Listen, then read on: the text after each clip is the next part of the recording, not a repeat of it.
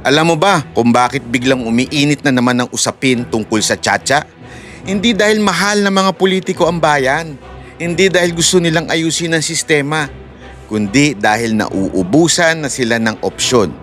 At isa sa pinakamaingay ngayon ay si Soto. Biglang may proposal ng Chacha na dati naman ayaw niya. Timing o sobrang timing? Habang ang administrasyon na ito, aminin natin, wala pang malinaw na standard bearer para sa 2028. Walang leader na kayang saluhin ang galit ng taong bayan. Walang pangalang kayang ipaglaban sa national election. Kaya anong fallback? Baguhin ang laro. Huwag na tayong maglokohan. Ilang beses na nag-ambisyon si Soto sa national level.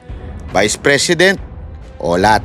Ngayon, presidente naman nasa radar. Pero, ito ang problema, hindi siya nananalo sa diretsyo. At kapag hindi ka kayang ipanalo ng taong bayan, ang susunod mong gagawin, palitan mo ang sistema. Kaya ang Chacha, hindi yan reforma. Exit strategy yan. Parliamentary system, prime minister, hindi kailangan manalo sa buong bayan. Kailangan mo lang kontrolin ang loob. Parang style lang iba dyan. Naalala nyo?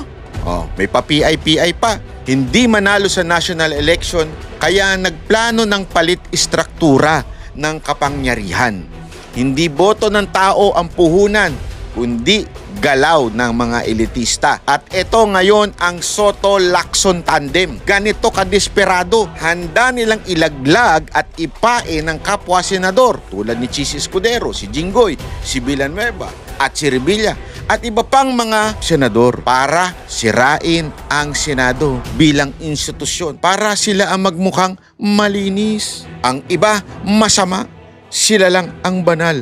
Classic move ng Soto and Lacson tandem. Alam nila ang totoo, galit na ang taong bayan sa mga mambabatas. Kaya ang ginagawa, save yourself mode. Chacha, hindi para sa bayan. Chacha, para sa sariling kaligtasan. At kung magkataon, Prime Minister si Soto.